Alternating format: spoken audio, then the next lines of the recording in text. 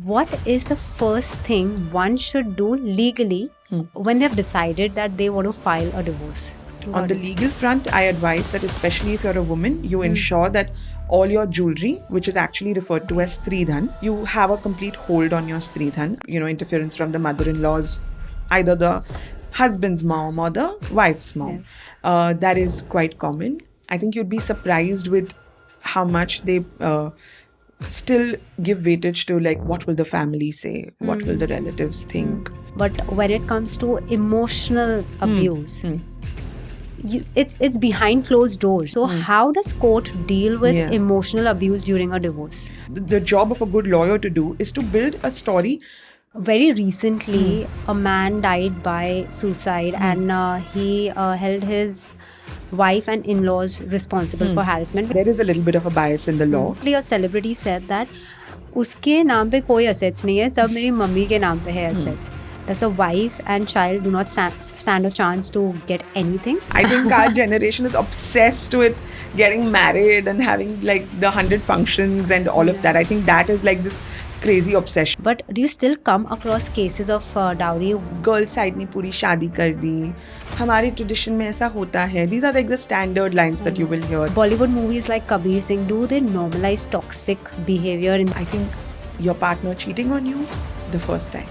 There shouldn't be a forgiving and giving another chance. Tell us, how does custody and co-parenting work legally after a divorce? Marriage is hard and divorce is hard.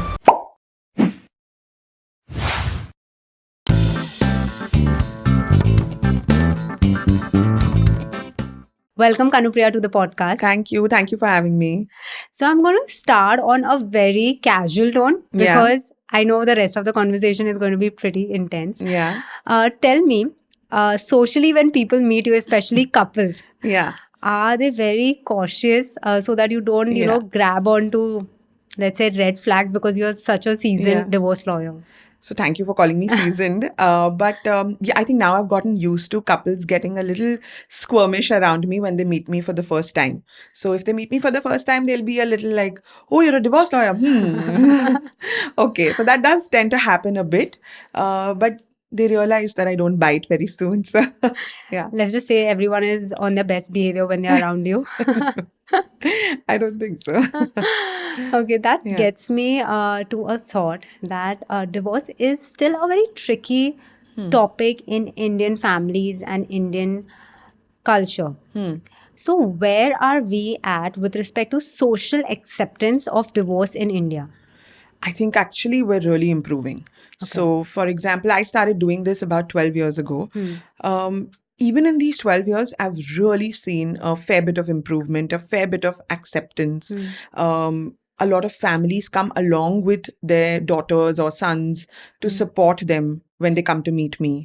They wholeheartedly support the decision. Very often, they may actually have not such hard feelings. They may have good feelings towards their child's partner, but they still support and understand that, okay, maybe separation is how their particular child wants to sort of go ahead.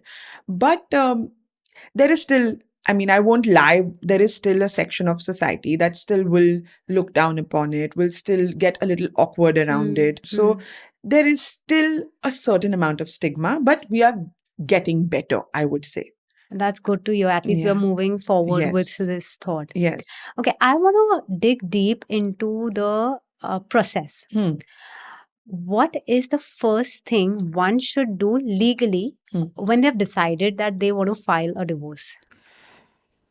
Okay, so I always encourage the first thing you do is have a dialogue with your partner, a very honest dialogue where you essentially tell them that you've made up your mind. You may or may not share the reasons, but you should reveal the fact that you've made up your mind and that before you approach a lawyer or before you formally engage with, a team of lawyer, you want to first give it a conversation just between the couple before families get involved, before lawyers get involved. Just a conversation where you say, listen, this is probably not working out for me and let's do this peacefully. That is on the emotional front. Got on the it. legal front, I advise that especially if you're a woman, you ensure that all your jewelry, which is actually referred to as Stridhan. Stridhan basically means all the jewelry that a woman receives from her side of the family, husband side of the family, husband, etc., in the entire course of the marriage. That is Stridhan. So you have a complete hold on your Stridhan. I would definitely advise that. You have a little bit of a hold on your finances for both men and women. And in case the marriage is breaking down because of some adultery from either end, then you should have some amount of proof of that adultery before you decide to walk out. Generally, I would think that if you want to file for a divorce, first thing is just call up a lawyer and say that I need help. But this also, it does help to, I think, open communication and dialogue with your spouse is the best way to actually take a divorce forward peacefully. Can you take us through basics of a divorce process in India? Okay, so there are two kinds of divorces, an amicable divorce and a contested divorce.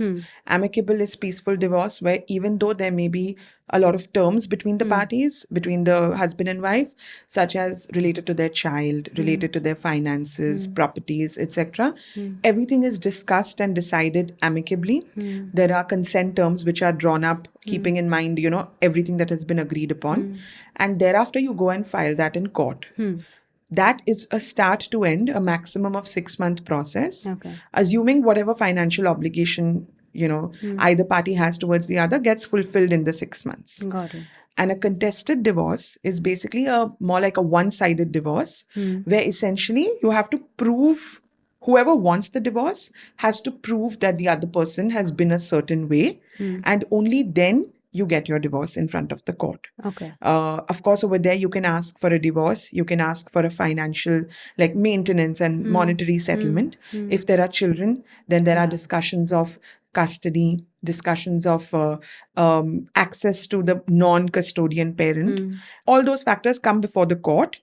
A contested divorce can take 3 to 4 to 5 years if it's a fight all the way. Tell me, what are the top reasons for a divorce in India? Both from a women's side and a men's side. Are the reasons almost the same, or you have come across different set of reasons? Different set of reasons, maybe. So maybe actually I'll give you like a mix of what the reasons are. Yes. One is, of course, there's some form of adultery, which is somebody has cheated on somebody in the course of the marriage. So one common factor is a fair bit of, interference from the mother-in-laws, either the husband's mom or the wife's mom. Yes. And sometimes I think there is also financial differences, or basically when the relationship with money as a couple is very different, it does lead to a divorce. That doesn't happen in the first few years. Everybody tries to work on that and tries to understand that it's a small aspect and we'll tide through. Absolutely. But sometimes when you've been in the marriage for close to a decade, even, you realize that, okay, that we're too different financially and we're not able to agree on what to spend on, what not to spend on, how much to spend on it. So that, I think those would be the primary 3 reasons. A few years ago, even abuse would have been one of the reasons. Is it still there? It is there. Yeah. Maybe I just mentioned the top 3, but abuse does exist. Physical abuse, verbal abuse, economic abuse. Abuse is not just physical in nature, right? Yeah. So it is in all forms. So physical, economic, emotional, all forms of abuse exist. And do you find this abuse only in like an uneducated part of the society, or it even exists in the most educated section also? I think the bulk of it is probably in maybe a little uneducated, a little socially different sort of a background people. Maybe it's higher there, but it's not like it doesn't exist in urban societies, not like it doesn't exist in certain kind of families that with a certain reputation where you would imagine it not to exist. It does exist. Like you said, it exists, but then why do so many women still do not report abuse during marriage? I think you'd be surprised with how much they still give weightage to, like, what will the family say? What will the relatives think? There is still some amount of hope that okay, this is probably the last. It's not going to happen again. There is sometimes you don't want your children to be affected. So you feel, I'll only take a step once the children are of a certain age where it's okay to leave them. That, okay, the marriage hasn't worked. We may not be great as spouses, but we'll be good co-parents. Yeah. So my next question, maybe there is no legal answer to it, but as a woman, when do you think a woman should take a call that, okay, this is abuse and I need to get out of it or stop it? Like you said, because women, they are so hopeful कि शायद ये last बार है, चलो एक ही बार हुआ है. According to you, what is the red flag or when is the time to withdraw? I think if it's physical abuse, the first time that it happens, it's never going to be okay. It's never going to not happen again. I think your partner cheating on you, the first time. There shouldn't be a forgiving and giving another chance. I think these two things, physical abuse and some form of cheating, I think you shouldn't give another chance. Sometimes I feel, if you're having a heated conversation, I'm not an idealist, I'm a realist because I've been in this field for so long. If you're having a heated conversation, voices are raised, both of you say nasty things, I think something like that, you can maybe forgive. You can actually move on. You can work on it as a couple, maybe seek some therapy, maybe work on yourselves, maybe, talk over a drink or a meal or a date night and get over that. But physical abuse and cheating, I think it's an absolute disrespect, right? Like you mentioned, abuse is not only physical. I want to know, like, there is emotional abuse as well. Now, when there is physical abuse, you have a proof, maybe, marks or bruises, etc. But when it comes to emotional abuse, it's behind closed doors. It's between the couple. There might not be any proof. So how does court deal with emotional abuse during a divorce? So that's a very good question because I think that is something that a lot of people want to know the answer to. It is very difficult to prove emotional abuse, which is why the court looks at it and even as lawyers, it is our job to basically build an entire story from the day one of marriage till the time that the marriage breaks down, where there may be 100 small incidents that take place, which, as you said, is behind closed doors, and it's there's no way to really prove it. And each isolated incident may sound petty, may sound like, okay, but that is really not abuse. It's all put together that it's a lot to take. So basically what we do, what is the job of a good lawyer to do, is to build a story, not an exaggerated story, a true story, on the basis of everything, every small incident that has happened over the years that has pinched you has to be put together in a chronological form to sort of make sense that, okay, 2 years ago when we went on that holiday, this happened. 1 year ago when I had a child, this happened. That day in a family gathering, this happened. And you put all of it together, and I've been consistently emotionally abused. As far as proof is concerned, sometimes it helps when you have confided in a close friend or you've confided in a close family associate. They can even be called as witnesses. Sometimes there are apology messages that one person may send to the other when they know they've been wrong in the relationship. You use even those messages. So those are the kind of proofs that sort of add up. So basically connecting all the dots and, amalgamating all the incidents that led to this entire build-up. Yes. Because it's never an isolated incident, right? Correct. In any relationship, there are many things that you forgive and forget or ignore, hoping that in the larger sense, we're good. But then there comes a point where you realize, okay, all of it together is not worth it.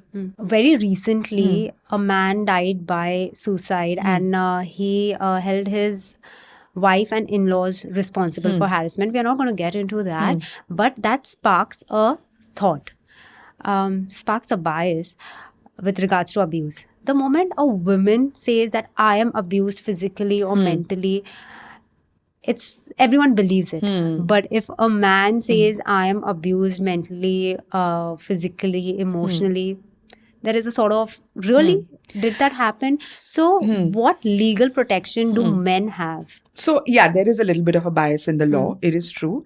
I do think the law does acknowledge, a woman sometimes does suffer a little bit more in a lot of aspects. Now, of course, that is not the case. As you rightly said, there is a fair bit of emotional and even physical abuse that men face.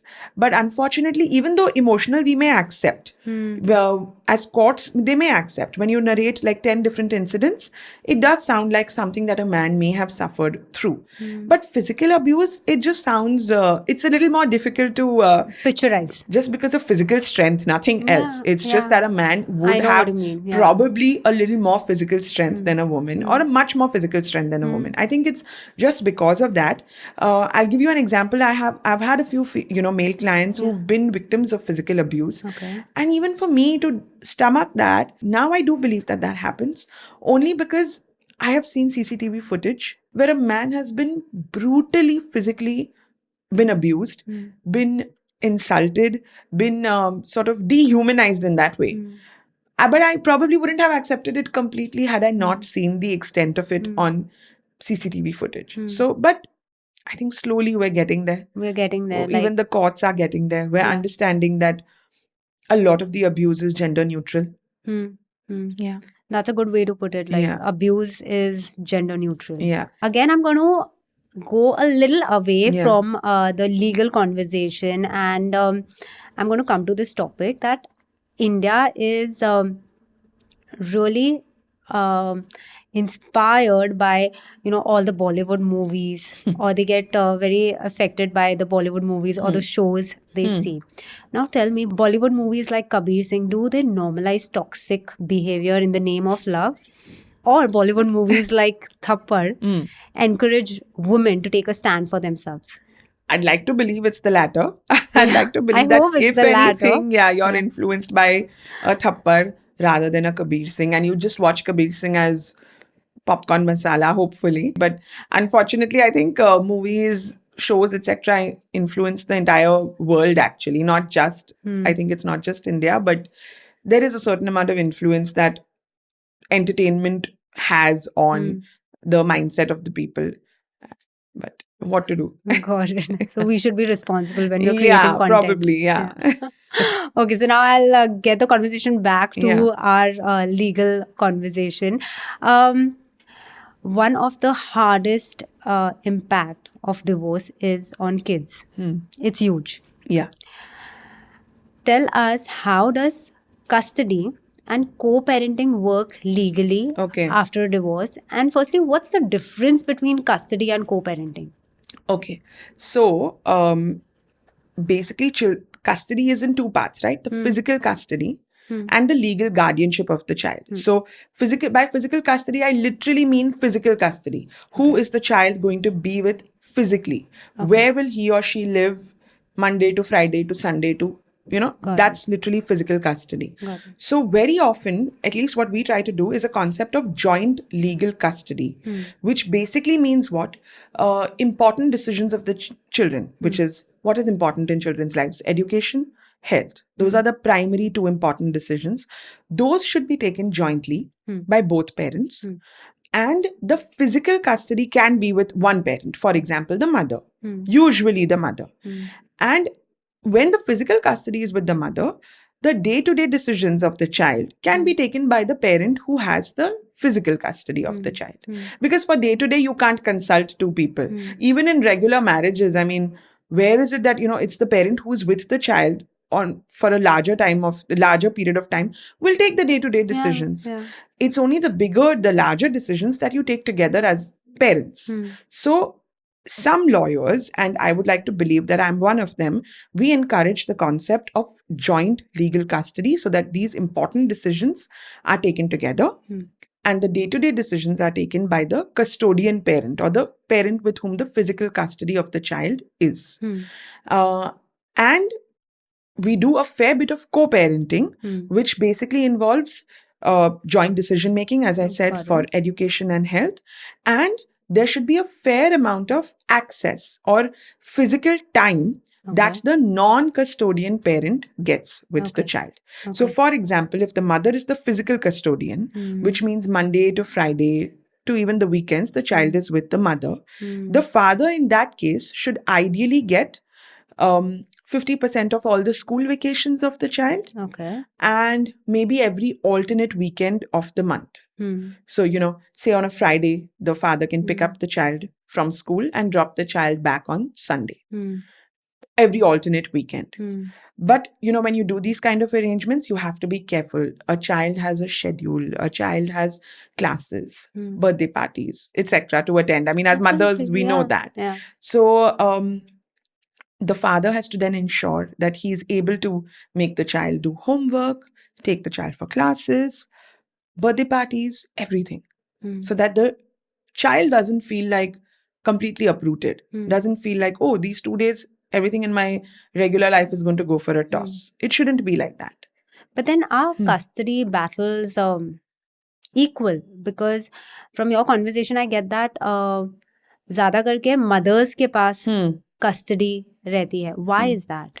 So the physical custody is with the mothers often, usually, but the judges, the courts are slowly ensuring that the father gets a good chunk of time with the children as well, which is, as I said, 50% of vacations, every alternate weekend, sometimes even on weekdays. But yes, I'm not dodging your question. It is true that a lot of the times the law does rule in favor of the physical custody primarily being with the mother, with a good amount of parenting time to the father. Maybe out of the sheer fact that even in, with couples that are in a regular marriage and the marriage hasn't broken down, very often there is one parent that takes the lead in terms of the physical care, who takes the lead in terms of putting the child to bed, spending more time, more hours with the child. And often that is the mother. I don't want to generalize, but often that is the mother. I know what you mean. I've also mentioned this before. It's more not gender-based. It's more like who is the nurturer for the child. Primary caregiver, essentially. Absolutely. Yeah.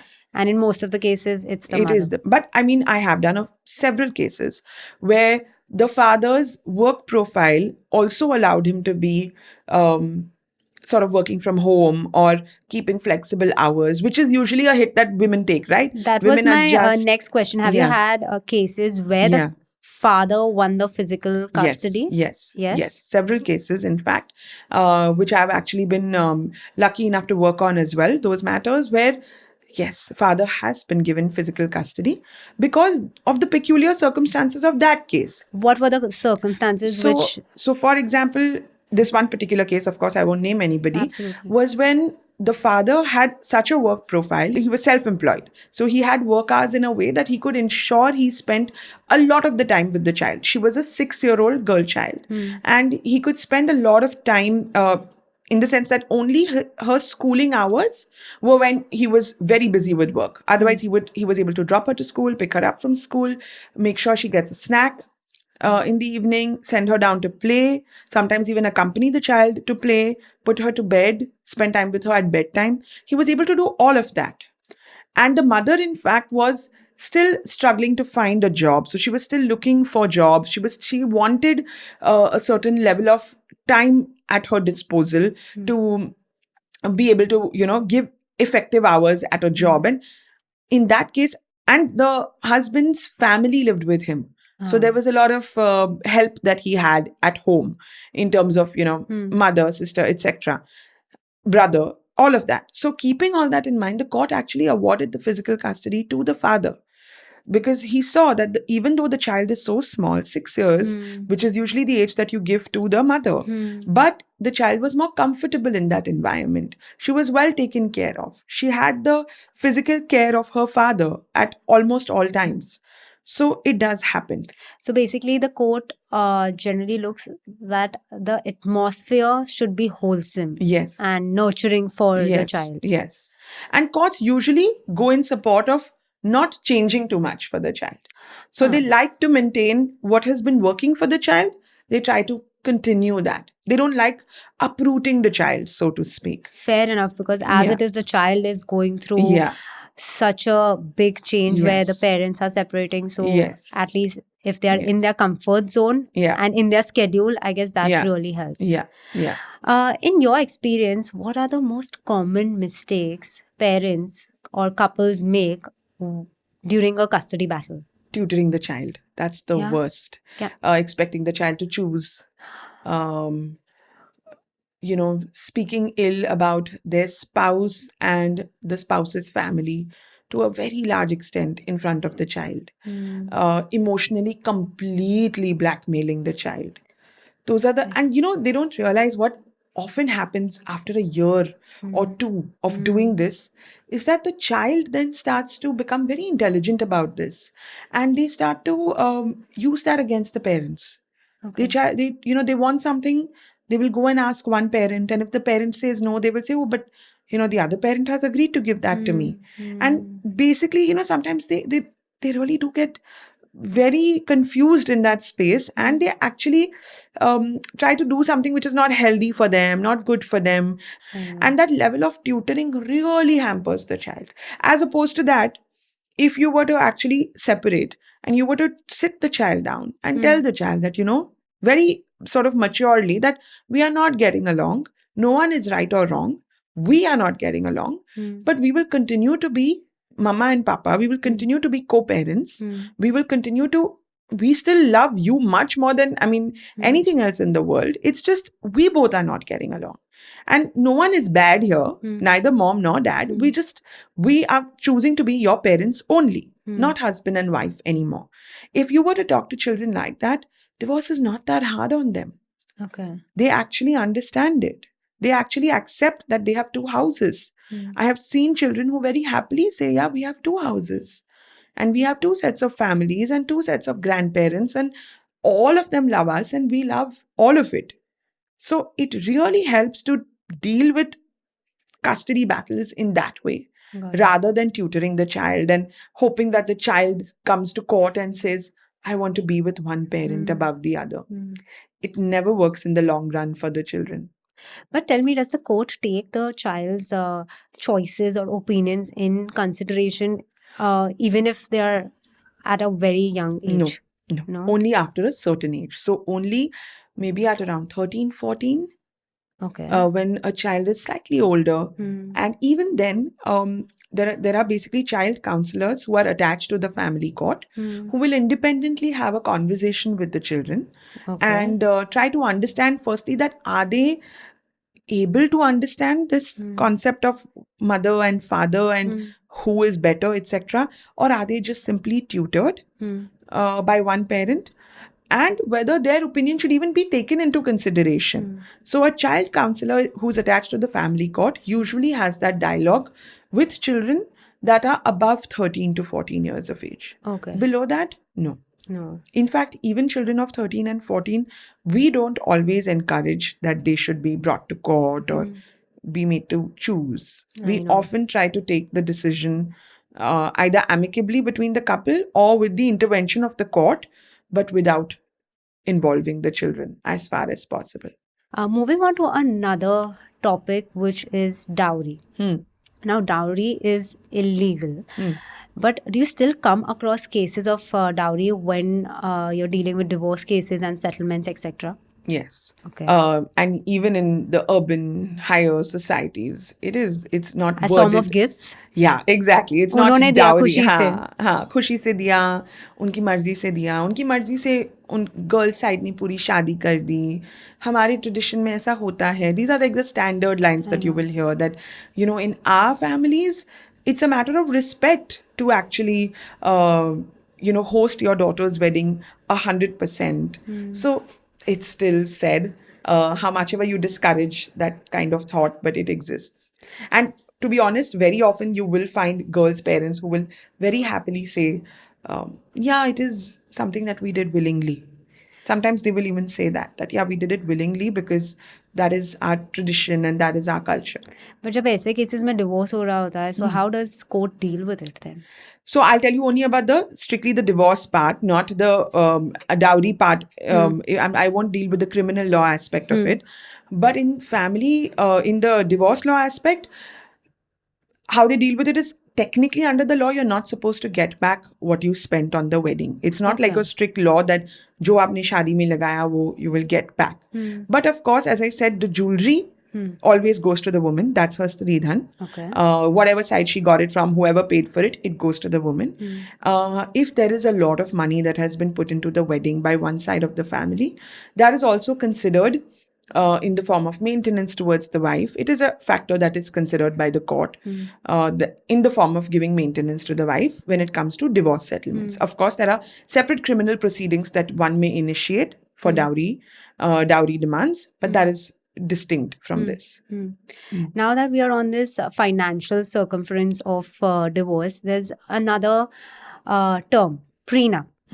Generally हम देखते हैं celebrities or very rich people, they generally get into a prenup before the wedding.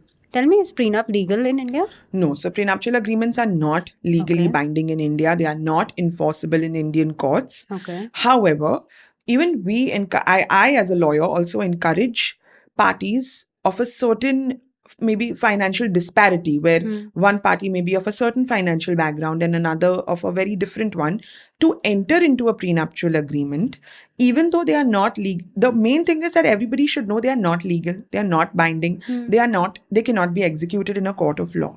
However, if you enter into a prenuptial agreement and God forbid the marriage breaks down and you then go to court, you can maybe use it in the court to show what the intent of the parties was when they entered into the marriage. How were they thinking when they entered into the marriage? Some courts, some judges will look at it and give it some amount of persuasive value, but most judges may completely discard it. So it's you don't know whether a judge will look at it favorably or not. You don't know that.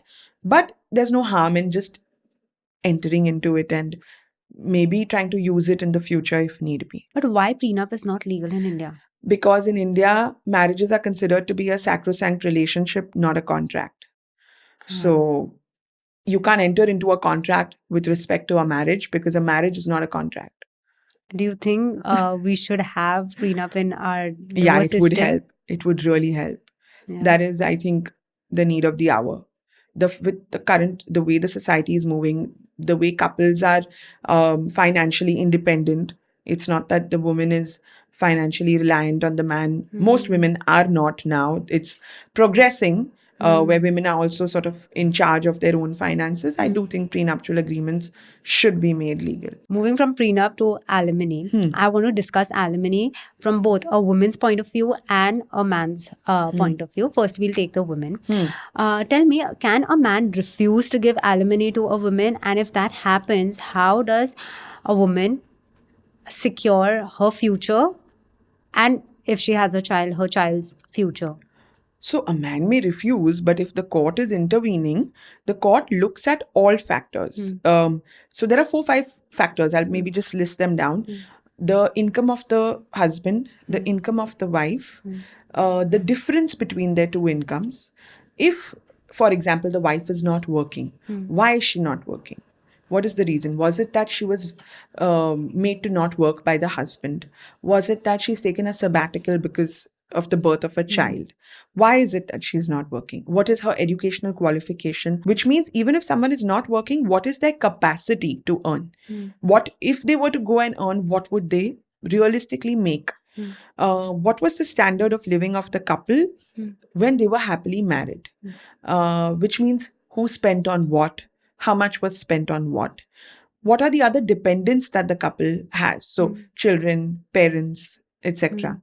All these factors are looked at and then an amount is awarded by the court. So whether or not a husband is willing, if you look at all these factors and an amount is owed to the wife, then some amount of maintenance will be given to the wife. As far as children are concerned, the courts are very, very vigilant especially for the children, to ensure that both parents contribute as per their financial capacity for the child. So if a husband is earning 100 rupees and the wife is earning, for example, 50 rupees, because in the course of her career, she may have taken breaks and because of the birth of the child, etc. Or she may have chosen a more flexible job because she wants to be there for the child more. So if she's earning 50 and he's earning 100, the difference is 50 between their two earnings, right? So the court would expect the husband to contribute that much more towards the child. Recently, a celebrity said that उसके नाम पे कोई assets नहीं है, सब मेरी mummy के नाम पे है assets. Tell me, if there is nothing in the name of the husband, does the wife and child do not stand a chance to get anything? So this is actually very technical, and we'll need to have a longer conversation for this. But yes, the law does allow you to take only from what belongs to the spouses. So it doesn't allow you to take what belongs to the families of spouses. Even inheritance doesn't come into the picture till it is inherited. So something that is going to come to you 10 years later, you don't know when, it doesn't matter. It's only inheritance that has already come to you. Future inheritance, there is no room for that in the law. Having said that, there are certain provisions under the law which a woman can file certain petitions under to maybe have some stake in even her in-laws' properties. Okay. So there are certain things that you can file to maybe get something from there as well.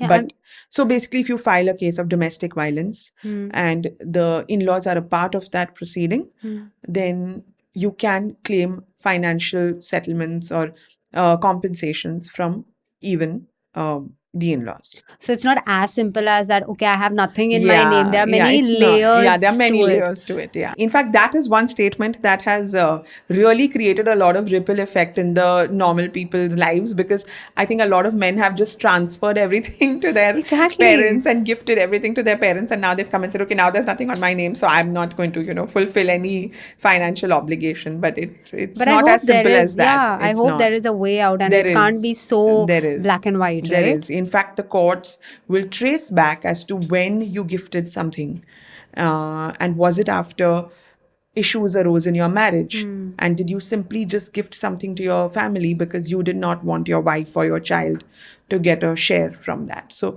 it's not as simple as that statement. Yeah, I'm happy to know that. Okay, now coming to men, tell me what men can do to protect themselves so that financially, so that they are not exploited in the name of alimony. So you know what? To be very honest, the law is such that it does not outright exploit anybody. The law will take its natural course and understand that if a man has 100 rupees, he also needs to protect his future. He also needs to see if he has to give something towards his parents. And they also consider that if there is a child, and if the child is, say, 10 or 6 or 7, the child has a whole sort of life ahead of themselves, where their entire life has to be financed, their education, their future education, which may involve going abroad, studying abroad. So the courts understand that if the role is on the father to pay for that education, he will have to pay that education till the child is, no child is financially independent at 18. So we, usually we explain to the husbands to understand that you have to provide for the child till the child is, say, 23, 24, till they complete their higher education. So if you are able to show to the court that I have to save money to provide for my child's education till the child is 24, then courts will understand that even if I'm earning this much today, I have to save this much towards my child and their future and their education. So I'm only left with this much. Now, from this much, I have to take care of myself. I have to take care of my future. I have to probably give a little bit to my parents. And I have to also take care of my wife and her medical future and her regular future, not just medical. So if you explain all the different heads, you explain where all your money is going, courts, judges, law understands. So it's actually a very systematic procedure. Yeah. It's not like how we listen that, you have to pay like 50 crores, 100 crores, then man was exploited. It's not that so way. See, there is also something known as out-of-court settlements, right? The mutual consent part. Okay. In that, there is this logic, this explanation, these tables of expenses and future projected expenses goes out of the window. In a settlement, you may decide what the alimony is going to be as a couple with the help of lawyers. You may decide that the alimony amount is 50,000 or 50 crores or 500 crores. Then that is not a legal or logical conversation. That is, to be honest, it is on how desperately do you want to get out of this marriage? Yeah. What kind of money do you have? what kind of guilt are you feeling in the moment of giving that divorce? And you want to, if you've done something wrong by your spouse and you feel, okay, maybe I can, secure her future, and that'll be my sort of repentance or penance or something of that sort, then that also does happen. But those are not logical conversations. No, those are just settlements. Like you said, it's out of court settlement. Yeah. अगर किसी ने बोल भी दिया कि चलो this is the amount, Yeah. but नहीं दिया, so there is no legal binding to it, or No, there so is a if legal binding between both the parties? Once you agree and you basically file the terms in court, Okay. and you get your divorce on the basis of those terms, Acha. then you have to pay it. Okay. Then you have to comply with the order. Then Got it becomes an order of the court. But if you're just in a negotiation with lawyers, with family members, and then a demand of an exorbitant amount is made, which you don't want to fulfill, then you don't have to. Then the only option is you have to go to court and see what the court thinks is logical. So out of court settlement is not logical, but it's still legal once it's on. Yes, once it's on paper, and once it's on paper. Even when it's on paper, you are free to back out of it. It becomes absolute once your divorce is granted on the basis of your agreement. Got it. Then you have to comply with it. Got it. Okay, now when we talk about divorce, we picturize this one very, very hard process which takes years after years and, dates after dates. Like you said, an average process takes around 3 to 4 years. Tell me, if someone is in a desperate situation for whatever reason, is there a way they can fast track their divorce process? Yeah, by settling it amicably, yes, then it gets done within 6 months. Okay. But if you have to fight it, if it's a contested divorce, there is no way to fast track it. It takes its own due time. Maybe if a lot of effort is made towards fast tracking it, you may save on a few months. Okay. But it takes time. Okay. In fact, 3 years is a conservative number that I've Okay. given you. It probably takes longer. Coming to a conversation, जो old generation को बहुत मजा आता है बात करने को कि आज की जनरेशन में पेशेंस नहीं है, तुम लोग एडजस्ट नहीं कर सकते हो, you do not know how a marriage works, but the divorce rates have increased. Why do you think divorce rates have increased currently so much? Primary reason is financial independence. Is it?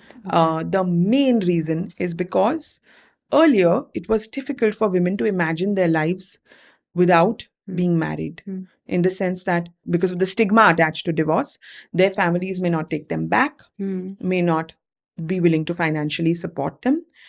But today, most women are at least working part-time, are managing work and home and children and everybody together. We're like all super women, right? So we do all of that together, which means you have a certain amount of financial independence. So you're not worried that, okay, where will I go? So because that main worry has been taken away from you, I think that is one of the main reasons why women are okay. If there is not respect, there is no love, there is cheating, there is emotional abuse, they feel it's okay to walk out. Maybe there are other contributing factors, such as it's not really a stigma to that extent to get divorced. So there's more acceptance in the society towards a divorce. I think that is maybe another factor why the rate has increased. There is a statement which went viral on social media that today's generation is ready for a wedding, but they are not ready for a marriage. Do you think that statement is true? I don't really know. I do agree with the statement in the sense that we're very ready for a wedding.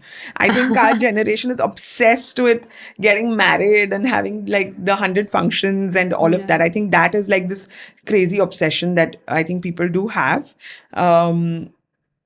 A marriage does take a lot of work. Marriage is somewhat a compromise as you go ahead. There is a lot of compromise. It takes a lot of strength, a lot of emotional strength. It takes a lot of strength of the mind. And not necessarily in a negative way. Like, compromise, strength. These are usual emotions when you want things to happen. You do it in any field. Exactly. So I think it's basically a lot of strength. Like, I think I've read somewhere that marriage is hard and divorce is hard. You just have to choose your hard. And I think that is so true. It is, everything is difficult. Even marriage, to make a marriage work, it's work. You have to make a marriage work. It is a lot of work. There should, I feel, just be certain absolute non-negotiables, as I think mentioned in the beginning, like being cheated on, being completely disrespected, being physically abused. Those should be absolutely non-negotiable. Maybe everybody has their different sets of non-negotiables. But besides that, I think it's a lot of work that you have to, and even divorces are not easy. It's not like, oh, I'm not getting along. Okay, come on, I'm going to get divorced. No, it's a long process. It's a complicated, emotionally draining process, also financially draining process. Yeah. So it takes time. So when a client comes to you, you take the case basis on reasons, like kabhi kabhi aisa bhi hua hai, like they're, like you said ki chalo it's not working, I want to divorce, like a casual reason, tabhi aap kya bolte ho unko ki No, so as a lawyer, it's not my job to judge. So, whatever their reasons may be, but I have to explain to them where they will stand in court. Achha. With their reasons. That is it good enough to have enough proof? Is it enough proof that I can probably work towards getting them a contested divorce? Or no, it's advisable that, your reasons are such that it would make more sense for you to work towards an amicable divorce. I anyway always encourage amicable divorce first. So yeah, I explain to them where they stand in terms of the law and then leave it for them to judge. In your career till now, which has been the most challenging divorce case, if you can share that with us? I think it was probably the one that I was mentioning earlier about the girl child, because I was representing the father and he had a 6-year-old daughter who had been living with him. And he was very scared that she would be taken away from him by the court because, girl child and 6 years of age. And the mother also really wanted the custody of the child. So I think that was probably, and this was very early on in my career that I had this case. So I think that was most difficult in the sense that we are not supposed to associate with the clients and the work emotionally because it hampers our ability to perform. But I think there I was a bit not emotionally attached, but I was a bit worried. I wanted to ensure that the child stays where she's been all these years. So I think that was probably most difficult so far. Tell me, which has been like the easiest case, which was very simple, no drama? So there are a lot of mutual consents which are, where the marriages have been very short, where couple has probably just been married for a year or two and either love or arranged, but they've realized that, okay, this is not working out and we just want to part ways and we don't want any financial give and take. There's nothing between us that we want to give and take. We don't have joint bank accounts, nothing joint. We don't have children. What I brought from my house, I will take. What you brought from your house, you will take. I think those are the fairly straightforward, easy divorces, usually seen amongst professionals. So couples that both are relatively professional and financially independent, they do end up getting divorced. So what's the reason you all give in court for that? That in a mutual consent, it is simpliciter incompatibility. You don't have to go into reasons, no matter what the reasons may be. But in a divorce by mutual consent, you can just say we are incompatible. We don't get along. Okay. That doesn't apply for a contested divorce, but in a mutual consent, you can say that. Okay. Yeah. And coming to the last question, tell me, how important is emotional support and counseling during the divorce process, and where can one get that?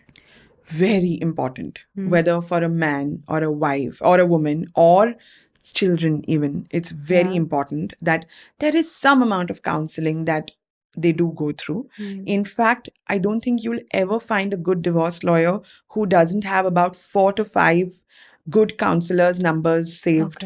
Like it's just something that you always, it's your job as a lawyer to at least always tell them that, listen, these are the numbers.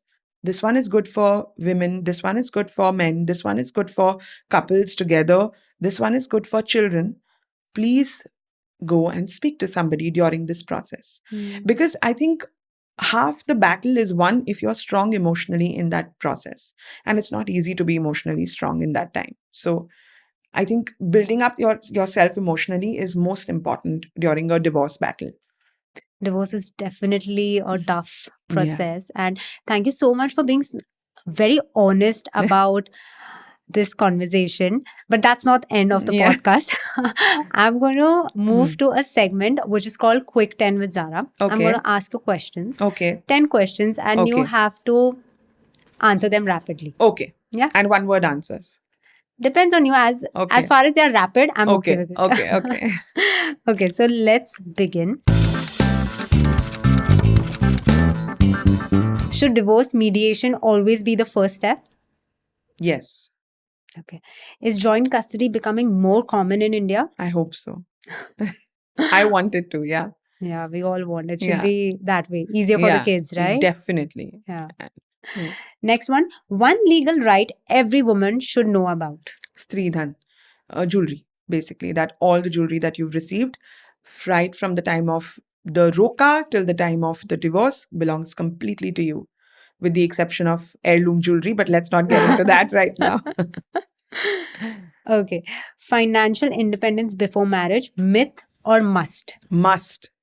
Absolute must, I would say. Even if not before marriage, but because if people decide to get married very early, then even if not before marriage, when they, then at least very soon into the marriage. Work towards it, definitely. Yes. Fair enough. What's the one thing most people forget to address in a divorce settlement? Forget to address. I think we make sure they address everything actually as lawyers. So that's very well put. Yeah. I don't think we because forget. That's your job, that you do not forget anything. That's my job. So I don't think we let them forget anything. No. I like that one. How long should someone wait before considering divorce? Basically, faced a non-negotiable, then they shouldn't wait at all. If they haven't, then give it some time. Give the marriage enough effort. Where you know what, everybody has a different time limit, in the sense that I always tell my clients that give yourself enough time that you never regret taking the first step towards a divorce. You should take a first step only when you are sure the marriage is completely over. You may still be emotionally attached, etc., but you know that, okay, this marriage is not going to work. Basically, when you know you've reached that. Is alimony a fixed amount or negotiable? It's never a fixed amount. It has to be negotiated in a settlement, and it has to be decided by the court in a contested divorce. Should women always fight for alimony, or are there alternatives? If you settle on an amount, then that's the alternative. Co-parenting after a divorce, possible or not? Possible. Very possible. Last one, the best advice you have ever given to a client going through a divorce? I don't know. We'll have to ask my clients if I've given good advice or not. I'm sure you have. And with that, it's time to wrap up our conversation. And thank you so much, Kanupriya. Thank you. Like I said, it's been such an honest, informative and authentic conversation. It's been good. I hope it helps some people if they're listening. And it's been, thank you for having me.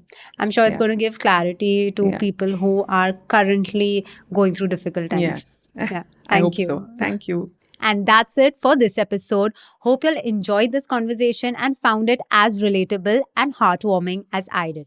And if you did, don't forget to subscribe, leave a review, and share it with someone who might need a little bit of a parenting pep talk. Thank you for tuning in, and I'll see you next time with more real stories, laughs, and insights. Until then, take care and remember, you are doing great. Here is to surviving and thriving, one day, one episode at a time.